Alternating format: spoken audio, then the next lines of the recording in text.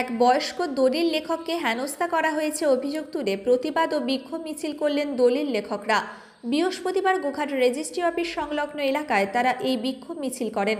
তাদের দাবি, নিমাই চন্দ্র সামুই নামে এক বয়স্ক দলিল লেখককে কয়েকদিন আগে বিজেপি নেত্রী দোলন দাস অযথা মিথ্যা অভিযোগে হেনস্থা করেন, এমনকি অশ্লীল ভাষায় আক্রমণ করেন। এই ঘটনায় ওই বয়স্ক দলিল লেখক আতঙ্কিত হয়ে পড়েছেন বলেও তারা জানান। জানা গেছে 2020 সালে গোঘাটের সাতবেরিয়া এলাকায় এক মহিলা তার নাকি ভাইপোকে ওই সম্পত্তি দান করেছিলেন। সেই দানপত্রের দলিল লিখেছিলেন নিমাইবাবু। এখন সেই মহিলার অভিযোগ, তিনি নাকি ভাইপোকে ওই দানপত্র করেননি। সেই ঘটনায় ওই মহিলাকে সঙ্গে নিয়ে কয়েকদিন আগে প্রতিবাদ জানাতে এসেছিলেন ওই বিজেপি নেত্রী। তখনই নাকি নিমাইবাবুকে হেনস্থা করা হয়। এ ব্যাপারে নিমাইবাবু ও দলিল লেখকরা কি জানালেন দেখুন। গত 5ই নভেম্বর শ্রদ্ধেয় দলিল লেখক নিমাই সাময়িকে আক্রমণের প্রতিবাদে আজকের কর্মসূচি চলবে। নবীন দলিল লেখক নিমাই চন্দ্র সাময়িকের উপর আক্রমণ করা হলো কেন, কার স্বার্থে? জবাব চাই, জবাব দাও। দলিল লেখকের উপর অত্যাচার করা হলো কেন? জবাব চাই, জবাব দাও। শ্রদ্ধেয় দলিল লেখক নিমাই সাময়িক উপর আক্রমণের প্রতিবাদে আজকের বিক্ষোভ কর্মসূচি চলবে। পশ্চিমবঙ্গ দলিল লেখক সমিতি 2020 সালে সেই দলিলের তার ভাইপোকে দানপত্র করেছিল। চেন্নাই সেখানকার লোকেরা এসেছিল, এসে দলিল করতে বলছে এটা তুমি টাকা নিয়ে করেছো। তারপর আমি বললাম যে আমি কেন করবো, আমি তো দলিল এলে করতে বাধ্য, আমাকে দলিল লিখতে হবে, তাহলে আমার চলবে। এমনি তো আমাদের তো সরকারের রেভিনিউ আমরা দিই, এই জন্য আমি দলিল লিখি। কত নাম তো হলো কেন আজকে? আমাকে বিরাটভাবে ইয়ে করলো, দেখাবো এবং আমাকে যা করে। কিন্তু উনি দাবি করছেন যে এইখানটা নাকি ঘুঘুর বাসা। হ্যাঁ বলেছেন, এবং সব দলিল লেখক সমিতিরা দলিল লেখক যারা আছে তারাই সবাই এর মধ্যে আছে। এখন কি চাইছেন? আমি চাইছি, আমি তো কোনো অন্যায় কাজ করিনি। এখন আপনি কি চাইছেন? তাহলে যদি আমাকে পাল্টা আমাকে কিছু বলে দিয়ে ইয়ে করে দেয়, আমি তার জন্য ইয়ে চাইছি। উনি ক্ষমা চাইছেন। যখন দলিলটা হয়েছিল তখন কি তার ইয়ে লাগতো? আমরা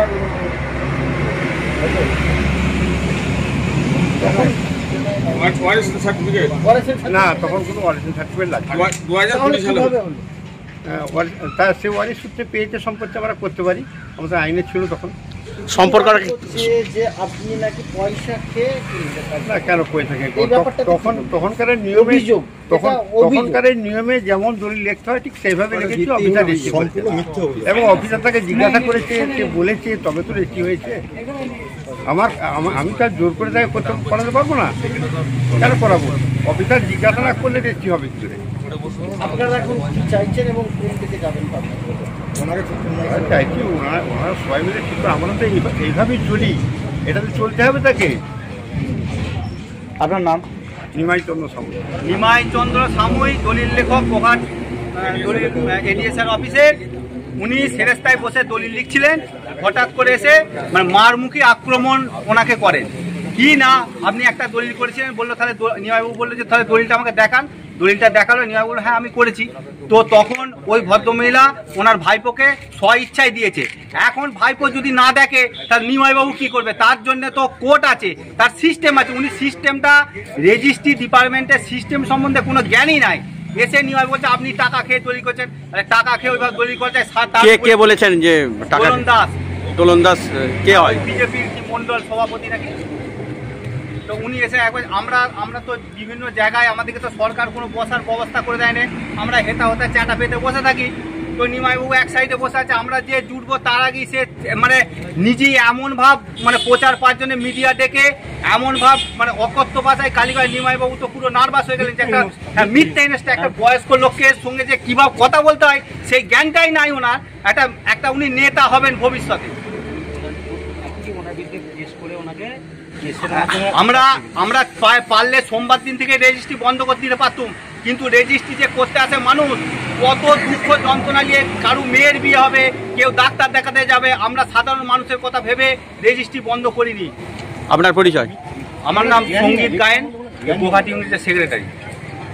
বিক্ষোভ মিছিল এর আগেও আমরা করেছি আমাদের বিভিন্ন দাবি দাওয়া নিয়ে, কিন্তু আজকের মিছিলের অন্যতম মূল কারণ, যে কারণে আজকে আমরা বিক্ষোভ মিছিল এখানে করতে এসেছি, সেটা হচ্ছে আমাদের একজন বয়স্ক দলিল লেখক নিমাই সামুই বিগত 2020 সালে একখানা দলিল করেছিলেন। তাতে সাতবেড়িয়ার এক বয়স্ক ভদ্রমহিলা উনি সম্পত্তি দিয়েছেন, আর খুব সম্ভব ওনার ভাইপো নিয়েছেন।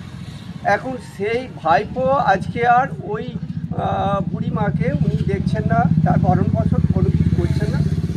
তা এই ব্যাপারটা নিয়ে এত কয়েক বছর পর, মানে আজকে 2024 সাল, দেখা গেল যে কোনো এক রাজনৈতিক নেত্রী, নাম করতে কোনো দ্বিধা নেই, উনি হচ্ছেন বিজেপি সংগঠনের বোধহয় মণ্ডল সভাপতি, নামটা কি দাস যেন, দোলন দাস।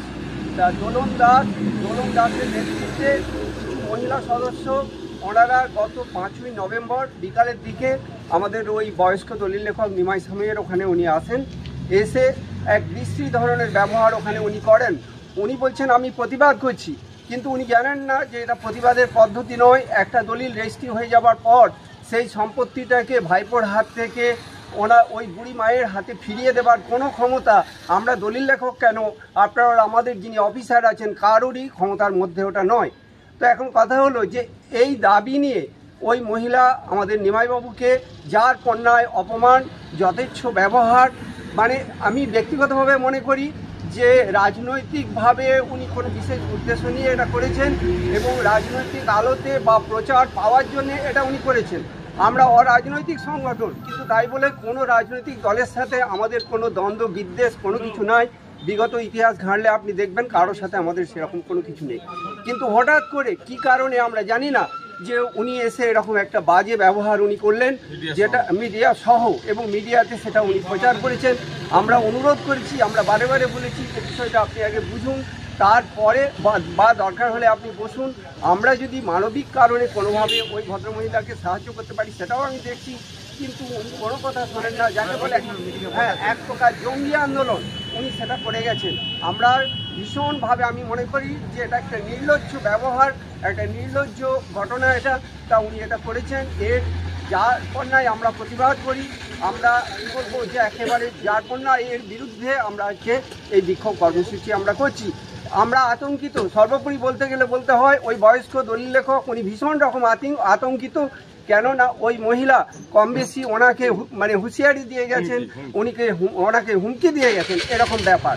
এবং আমরা আতঙ্কিত এই জন্যে যে যেহেতু আমরা অরাজনৈতিক সংগঠন, আজকে উনি করেছেন, কালকে আর কেউ না করে, এই নিয়ে আমরাও ব্যক্তিগতভাবে বা দলীয়ভাবে আমরা সাংগঠনিকভাবে আমরা ভীষণ রকমভাবে আতঙ্কিত।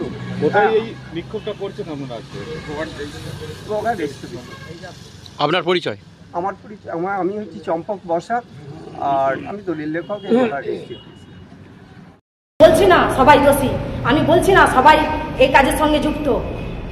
যেমন পৃথিবীতে ভালো খারাপ আছে, প্রত্যেকটা ডিপার্টমেন্টেও ভালো খারাপ আছে। কিছু সংখ্যক ব্যক্তির জন্য আজকে ডিপার্টমেন্টকে কালিমালিপ্ত হতে হচ্ছে। আমি ইউনিয়নকে অনুরোধ করছি আপনারা খুঁজে বের করুন। আর আপনারা যেটা ক্ষমা চাওয়ার কথা বলছেন, ক্ষমা আমি চেয়ে নেব। আমি জনগণের জননেত্রী, জনগণের জন্যই আমি প্রতিবাদ করতে গেছি। ওই মৌরির সাথে আমার ব্যক্তিগত কোনো আক্রোশ নেই। আজকে যদি কোনো এক মায়ের চোখের জল আমি মোছাতে পারি, আমি জানবো যে হ্যাঁ আমি একজন জননেত্রী হতে পেরেছি। তো সেই সাধারণ মানুষের, সেই সাধারণ মহিলার, সেই অসহায় যে দুর্ধস্ত যে মহিলা, 60 বছরের বৃদ্ধা মহিলার পাশে দাঁড়িয়ে তার যে কষ্টটা, সেই কষ্টটা ওনাদের টেবিল পর্যন্ত যাবার পর ওনারা কি করেছেন? আজকে ওনারা আন্দোলনের রূপ দেখাচ্ছেন, দেখাতেই পারেন, সেটা ওনাদের পার্সোনাল ম্যাটার। এ বিষয়ে আমার কোনো মন্তব্য নেই। যদি ইউনিয়ন ওই মৌরিকে দিয়ে ওই বয়স্ক মহিলার জমি ফিরিয়ে দেন, আমি আপনাদের মধ্য দিয়ে বার্তা দিচ্ছি, গোটা আরামবাগ লোকসভায় যত মিডিয়া আছে তত মিডিয়ার সামনে দাঁড়িয়ে ওই ভদ্রলোকের পায়ে ধরে আমি অন্যায় সেটা খেয়ে নেব। কারণ আমার চাওয়াটা অন্যের জন্য, নিজের জন্য নয়। নিউ নূর সোফা সেন্টার, এখানে সমস্ত রকম সোফা পাইকারি ও রিটেলে বিক্রয় করা হয়। সমস্ত সোফা নিজস্ব কারখানায় তৈরি করা হয়। প্রোপাইটার হানিফ হোসেন খাঁ ও রুহুল হোসেন খাঁ, বড়ডোঙ্গল হাটতলা সিনেমা হলের সন্নিকটে, হুগলি। যোগাযোগ 7797170093 এবং 9382003105।